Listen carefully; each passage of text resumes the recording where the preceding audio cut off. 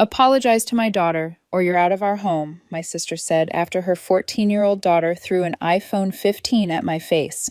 I wanted the latest model, not this cheap one, she yelled. My parents just smirked. I didn't argue. I withdrew my investment, took back the Tesla, and said, "From now on, you're on your own." My name's Emily. I'm 32. The older sister, the steady one. I'm the woman who files everyone's taxes just this once. Who gets the 2 a.m. calls because the Wi-Fi mysteriously died? Who remembers birthdays and pays deposits and shows up on time with the folding chairs nobody else thought about? I write code for a living. I meal prep on Sundays. I pay my bills early because late fees make my eye twitch. I've been called boring. I've also been called dependable. I used to think those were the same thing. I live 10 minutes from my parents. My sister Tasha lives with them temporarily, which has somehow lasted 3 years. Her daughter, my niece Kayla, is 14, taller than me now, always glued to a screen. My parents like to say, we all pitch in. Somehow that always meant my bank account. Sunday night, I stopped by with a carton of eggs and a new smoke detector because Dad's been meaning to. I walked in on a full-volume family debate around the dining table. Amazon boxes, takeout containers, charger cables everywhere. The TV was streaming some unboxing channel. Kayla was pouting at her phone. Tasha clocked me and exhaled like she'd spotted her ride. Perfect. Emily's here. Mom smiled without looking up from her tablet. Dad didn't. He only smiles at baseball. Kayla shoved a shiny phone at me, palms up like an offering. iPhone 15, purple case sticker still on the lens. It's the wrong one, she said flatly, like a judge. I wanted the latest model, not this cheap one, she said. Cheap like it tasted bad. I blinked. That is the latest model. It's not Pro Max, she shot back. Do you even listen? The room paused like a play, waiting for its next line. I set the eggs on the counter. Tasha folded her arms. So, you're the one who said you'd help set her up. You said you'd handle the tech stuff. Handle it? I looked at the receipt on the table. Not my card, not my name. Still, somehow, this was my problem. Kayla brushed past me. The phone hit my chest harder than I expected. It slipped, bounced off my jacket, and clattered to the floor. A hairline crack zigzagged across the screen protector. She glared. See, you broke it. I wanted the Pro Max. Kayla. My voice came out calmer than I felt. You threw it at me. Tasha's chair scraped. Apologize to my daughter. I stared at her for being a wall. Apologize, she repeated, jaw tight. Or you're out of our home. Mom's eyes flicked up. She smirked like this was good TV. Dad sipped his tea. No one asked if I was okay. No one asked why a 14-year-old just tossed a $1,000 phone at someone's face. I took a breath. My pulse stuttered in my jaw. Kayla rolled her eyes. I wanted the latest model, not this cheap one, she said again, louder this time, like repetition made it true. Silence. A very specific kind. The kind where they expect me to fold to make it easy to take the blame because I always do. I didn't argue. I picked up the cracked phone. I set it gently on the table. Okay, I said. Noted. And for the first time in that house, I didn't explain myself. I didn't fix anything. I didn't even stay for dinner. The phone wasn't the beginning. It was just the first time they made the quiet part loud. 2 years ago, Dad borrowed my MX points to book a cruise for their anniversary. He promised to pay the annual fee. He didn't. I paid it because I make more. When the ship posted 1,000 sunset photos, Mom's caption was, "Blessed, family is everything." Last year, when Tasha lost her job for unfair reasons that strangely matched her last 3 firings, I helped with 3 months of rent. That turned into half the mortgage until she was back on her feet. Then it turned into me moving their car payment to my account so they wouldn't lose the family car that I didn't drive. I also put money into Tasha's beauty studio, an Instagram idea that lived entirely in stories and never in a lease. It's not a loan, she told me sweetly. It's an investment. She spelled investment like faucet. Turn it and money comes out. When I bought my Tesla, Dad couldn't stop talking about how unsafe it looked. All batteries, he'd say, and then ask for the keys. He loved the quiet acceleration. It made him feel like a spy. He started using it to pick up groceries, then to go to the gym, Then to drive Kayla to school because your car is better in the rain. I told myself it was fine. Family, it's just a car. Birthdays were group chats where everyone chimed in with cake emojis. Emergencies were private messages to me. Can you Zelle $300 for Kayla's cheer uniforms? The other moms already paid. Light bill came out early. Can you spot us? I'm under so much stress, Emily. Do you want Kayla to be the only one without new shoes? There was never a spreadsheet. There were never totals. Just me and my phone and whatever balance was left. If I hesitated, Mom would send a voice note. Her voice would drop into that soft, heavy register. Don't make your sister beg. You know how prideful she is. Prideful? Like not having to ask me was a moral accomplishment. Dad's line was simpler. Be a woman. That one always worked. Not because I believed him, because I was tired. There were good moments. Kayla used to climb onto the couch with me to watch nature documentaries. We built a PC together when she was 11, matching RAM sticks carefully, lining up the pins like we were handling a museum artifact. She called me Aunt Nerd and smiled with all her teeth. She loved the LED lights. Then TikTok replaced documentaries. Then You're Boring replaced Aunt Nerd. The boundary creep was slow like fog. One day they were borrowing my Netflix, then my Apple Music, then my iCloud family plan. I paid because it was easier than explaining why I shouldn't. The login sharing became normal. Passwords turned into a community project. When I changed them, the group chat flared up like a fire alarm. Why are you punishing us? Tasha would write. Control issues. Mom would add like she was diagnosing me. Dad would text a thumbs up emoji to Mom's comment and then call me privately to say, don't be dramatic, we'll talk Friday. Friday would come and go. Nothing would change. Kayla wasn't born with that entitlement. We fed it to her like a vitamin. We taught her that if she looked sad enough, something new would appear. We taught her that money comes from a person, and that person is me. 2 weeks before the iPhone, there'd been a smaller crack. I'd stopped by to drop off an external hard drive for Dad. The house was full. Some cousin's birthday. I said, hi. I waved at Kayla. She was in the corner with 2 friends FaceTiming someone about a hoodie. Tell your aunt to stop being cheap, one of the girls said, not bothering to lower her voice. Facts. Kayla laughed, eyes on her screen. She's always like, budget, like, who cares? Who cares? Dad saw my face and clapped my shoulder. She's just a kid. Tasha saw it and said, you know how teenagers are. Mom handed me a plate and moved on to talk about centerpieces. A week later, a package showed up at my building. A Pro Max case glittery with rhinestones addressed to me. No phone, just the expectation. A note tucked inside. Can you order the actual phone so there's no delay?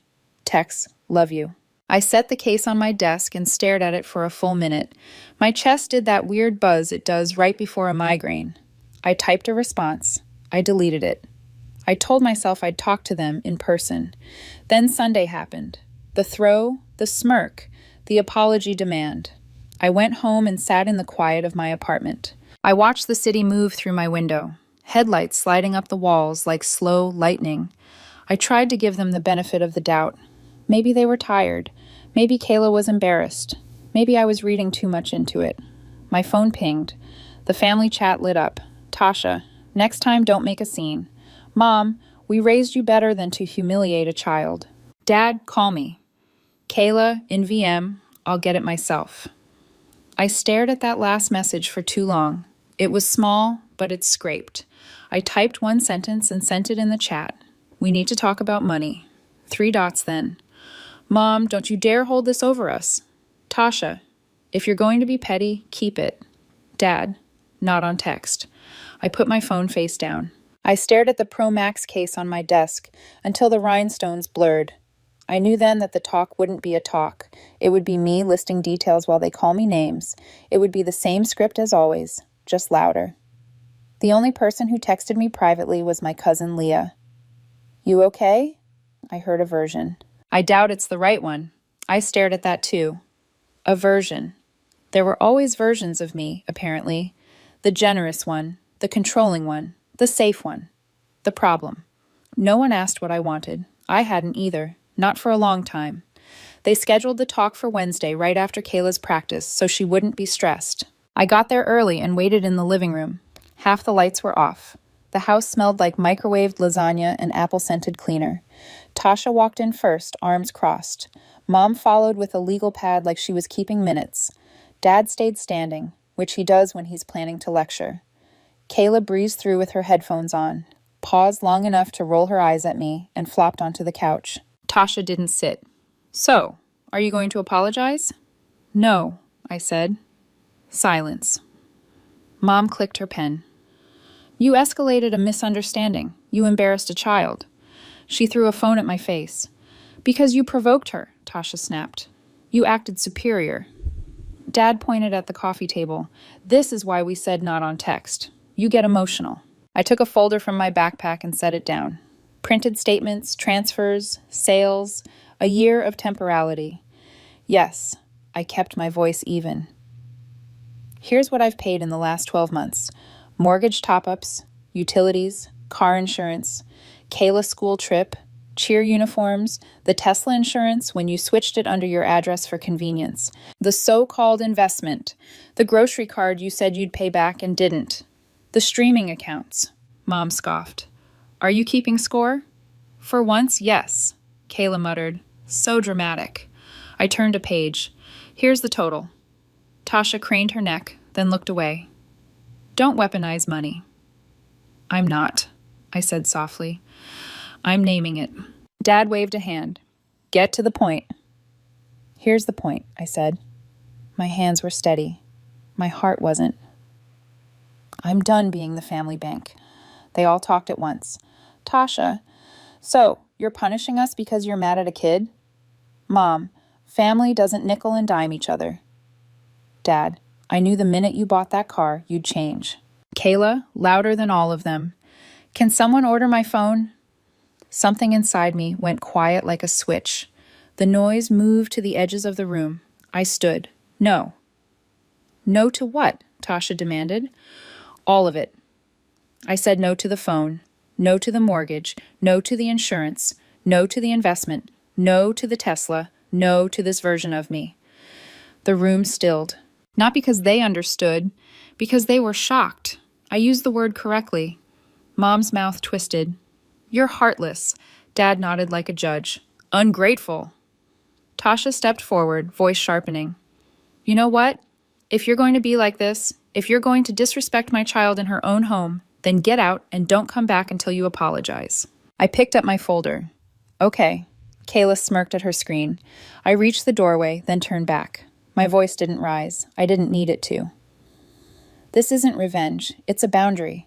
And because you like things in writing, you'll get a list of what changes and when." Tasha rolled her eyes. "So you're cutting us off.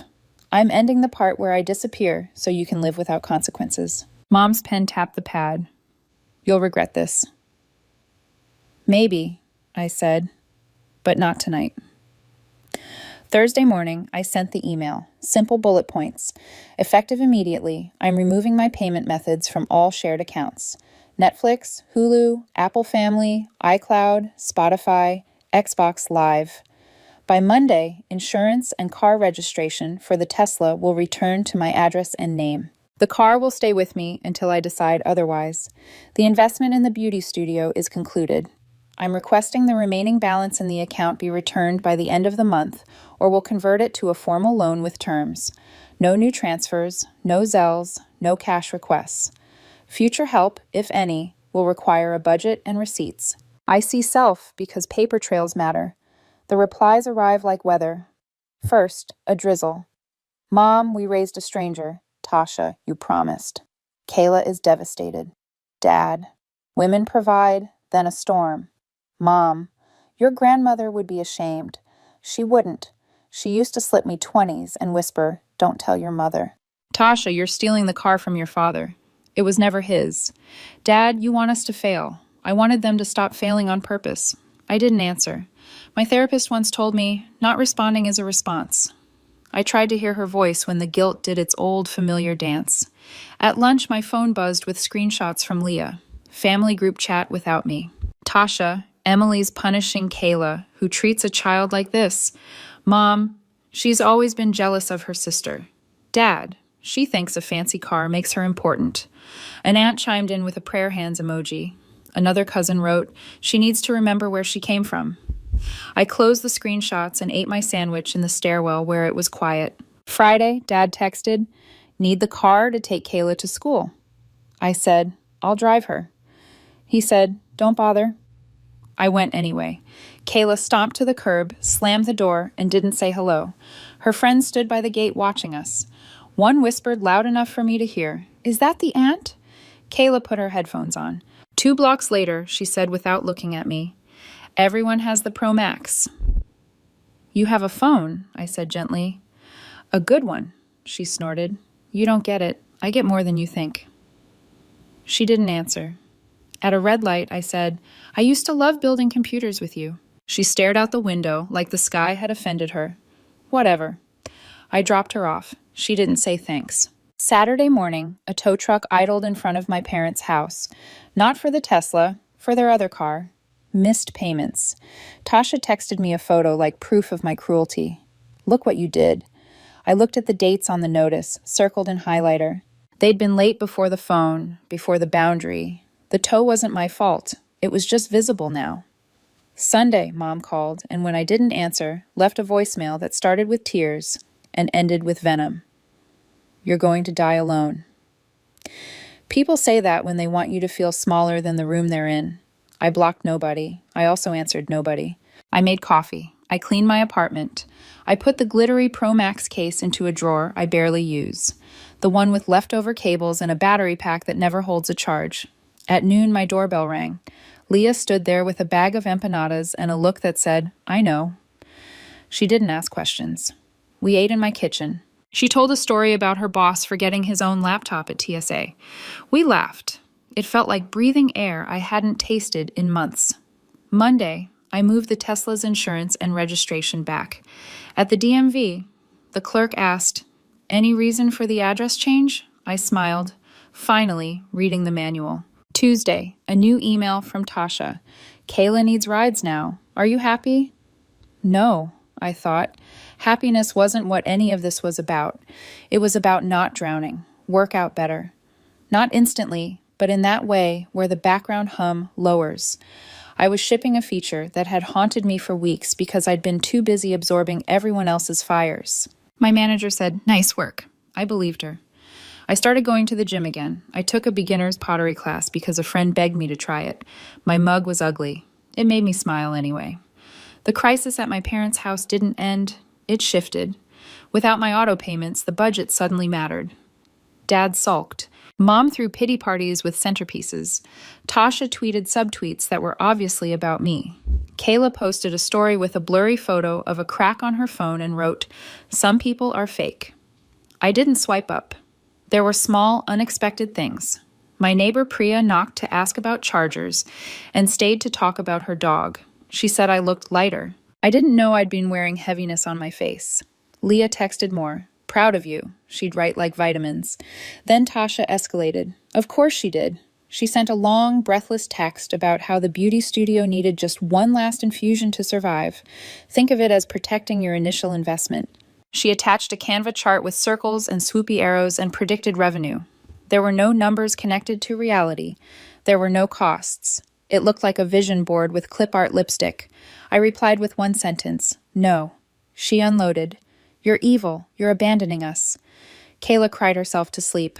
I typed and erased 3 times. Then I wrote, "If you want help, show me a budget." Hours later, she sent a photo of Kayla's tear-streaked face. Mid-cry, my stomach flipped. Manipulation lives in your body before your brain. I put my phone down. I washed dishes. I texted Leah. "Tell me I'm not a monster." She called immediately. "You're not," she said. "You're a boundary with legs." Thursday night, Dad ambushed me in the driveway. "Your mother is sick over this." "So am I," I said. "Just a different kind." "You think you're better than us." "I think I'm not a debit card." He shook his head. "You never apologized to Kayla. That girl's been through enough." I looked at him and asked, "What exactly am I apologizing for? For not buying a child the exact model she demanded? For not absorbing your bills? For refusing to be shouted at in my parents' house?" He didn't answer. He looked at the Tesla instead. "You always like showing off. It's a car, not a parade." He turned to go. then threw one last line over his shoulder. "We'll remember this when you need us." I almost laughed. When have I needed them? Not in the way they mean. The following week, something shifted in a direction I didn't expect. Kayla texted me, not a paragraph. 2 words, computer help. I stared at the screen. I typed, "What's up?" She replied, "PC won't boot. Black screen.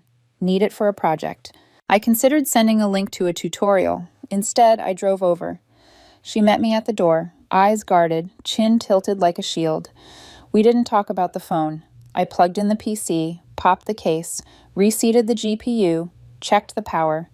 It booted on the 3rd try. The LED lights flickered on pink and blue. She exhaled. "Thanks." I nodded. "Anytime." She hovered. "Can you show me how you did that?" I felt something loosen. "Yeah," I said. "Grab a chair." We worked in silence. After a while, she said so quietly I almost missed it, "I didn't mean to hit you with the phone." "I know," I said. "You meant to throw it near me. Physics did the rest." She cracked a smile. "Facts." We didn't fix anything bigger than a boot loop. That was enough for a Tuesday. I drove home and realized my hands weren't shaking. 2 months later, the Pro Max case still sat in my drawer under old cables. Every so often, I'd open it and look at the glitter. I remember how easily I used to trade my piece for approval. It felt strange to look at an object and recognize the version of me who would have clicked by now without blinking. I still got messages. Holidays came with group photos I wasn't in. There were comments under those photos from people who'd never met me. Family is everything. I would put my phone down, make coffee, text Leo a meme, and go on with my day. My parents did not transform into saints. Tasha did not become financially literate overnight. Kayla did not leave her phone in a drawer and read Russian novels by candlelight. Real life isn't a montage, but the volume knob turned down. At work, I said yes to a project I wanted and no to one I didn't. My manager said, "Boundaries look good on you." I laughed because I finally understood the joke. On a Sunday, I pulled the Tesla into my parents' driveway to drop off a package that had been misdelivered. Mom opened the door. She looked smaller. She also looked like herself, sharp and a little tired. We stood on the porch like diplomats. She didn't apologize. Neither did I. "I made too much soup," she said. I was not quite meeting mine. "Do you want some?" "Yes," I said. "I'd like that." We ate at the counter. We did not talk about phones or money. We talked about the weather and a neighbor's garden and a movie she half liked. It was mundane. It was safe. When I got up to leave, she touched my sleeve. "You always were dependable," she said softly. The word landed differently this time. Not a chore, a fact. In the car, I sat for a minute with the engine off. I looked at my hands on the wheel. They didn't feel like anchors anymore. That night, Kayla sent me a photo of the PC glowing like cotton candy. "I added fans," she wrote. "No more overheating. Pro Max." I laughed out loud. I typed back, "Looks dope. Proud of you." Then, after a long beat, she wrote, "Sorry about before." I stared at the screen. I felt that old automatic urge to say, "It's okay." I didn't. I wrote, "Thanks for saying that." And then I put my phone down and did something I hadn't done in a long time. Nothing. People talk about revenge like it's the only satisfying ending. They don't talk enough about freedom. Mine wasn't a fireworks show. It was a calendar with empty spaces that used to be filled with other people's emergencies. It was a bank account that didn't feel like a public utility. It was a car that went where I wanted it to. It was a quiet apartment where I could hear my own thoughts. "Apologize to my daughter, or you're out of our home," my sister said after her 14-year-old daughter threw an iPhone 15 at my face. "I wanted the latest model, not this cheap one," she yelled. My parents just smirked. I didn't argue. I withdrew my investment. I took back the Tesla and said out loud and to myself, "From now on, you're on your own." Not because I stopped loving them,